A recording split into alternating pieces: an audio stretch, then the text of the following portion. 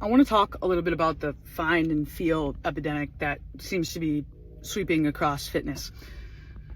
Do we need to feel things? Yes, we need to feel them. If we're not feeling things in the right area, for instance, if you're feeling bench press in your low back, like, we're obviously doing something wrong, right? So finding and feeling matters in that manner.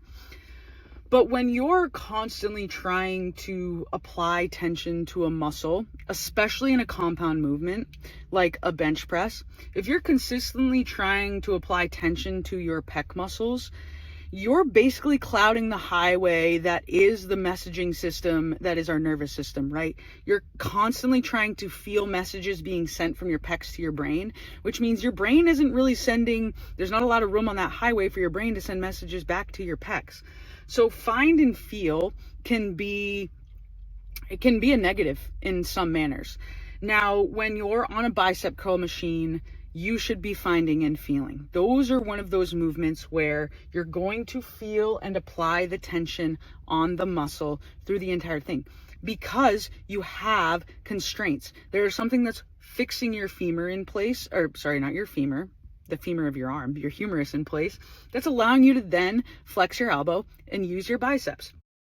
But for something like a bench press, you're using your triceps, your pecs, your anterior delts, your lats. You're using a whole conjunction of things. So you might feel a lot, but the thing is, you're not going to feel that condensed effort inside of that muscle.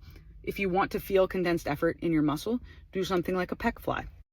Now, with all that being said, there are a few ways that people feel things when they move. So for example, if I'm trying to do a bicep curl and my arm is extended and I try to curl against that, I might feel a lot of tension in my bicep, right? If I'm doing a bicep curl down by my side and I just try to initiate that curl and squeeze my bicep is in a lengthened position. I'm probably going to feel a lot of tension.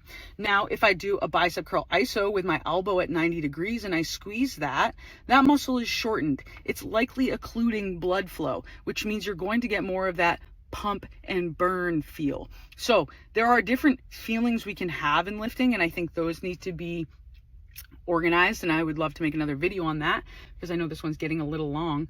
But we have to understand what we're feeling and what movement we're doing and whether or not we should be feeling things. But for the most part, in compound movements, you're not going to be feeling things. You're going to be focused on output, on things like isolated movements like bicep curls, tricep extensions, pec flies, where you're really targeting one muscle group through one plane of action. Then that's fine. You're probably going to feel that. You're going to feel the tension on the lengthened aspect, and you're going to feel the pump and the occlusion on the shortened aspect. That's okay. But we're not going to find that in powerlifting moves.